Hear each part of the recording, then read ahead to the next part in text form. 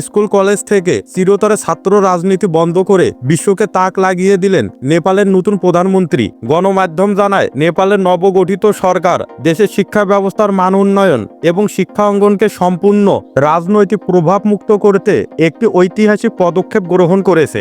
আগামী 60 দিনের মধ্যে সকল স্কুল এবং বিশ্ববিদ্যালয় থেকে রাজনৈতিক দল, সংযুক্ত ছাত্র সংগঠন এবং তাদের সব সাংগঠনিক কাঠামো বিলুপ্ত করার নির্দেশ দেওয়া হয়েছে। সরকারের অনুমোদিত 100 দফার সুশাসন ও সংস্কার কর্মসূচির অংশ হিসাবে এই প্রশংসনীয় উদ্যোগ নেওয়া হয়েছে। দীর্ঘদিন ধরে শিক্ষা প্রতিষ্ঠানে রাজনৈতিক হস্তক্ষেপের কারণে শিক্ষার মান কমে যাওয়ায় যে অভিযোগ ছিল তার নিরসনে এমন পদক্ষেপ। কর্তৃপক্ষের মতে এই সিদ্ধান্তের মূল লক্ষ্য হল শিক্ষা প্রতিষ্ঠানে জ্ঞান চর্চার জন্য একটি সুস্থ এবং সুন্দর পরিবেশ নিশ্চিত করা। তবে রাজনৈতিক ছাত্র সংগঠনের বদলে শিক্ষার্থীদের অধিকার এবং মতামত তুলে ধরার জন্য একটি নির্দলীয় আধুনিক ব্যবস্থা গড়ে তোলার দারুণ পরিকল্পনা করেছে তারা। সরকারি পরিকল্পনা অনুযায়ী পরবর্তী 90 দিনের মধ্যে প্রতিটি শিক্ষা প্রতিষ্ঠানে সাধারণ শিক্ষার্থীদের নিয়ে নির্দলীয় স্টুডেন্ট কাউন্সিল গঠন করা হবে। সম্প্রতি ব্যাপক রাজনৈতিক পরিবর্তনের পর র্যাপার থেকে রাজনীতিতে আসা বালেন্দ্র শাহ নেপালের প্রধানমন্ত্রী হিসেবে শপথ গ্রহণ করেন। তিনি এবং তার দল রাষ্ট্রীয় স্বতন্ত্র পার্টি দায়িত্ব পেয়েই শিক্ষা অঙ্গনে চলমান প্রতিকূলতা পার করে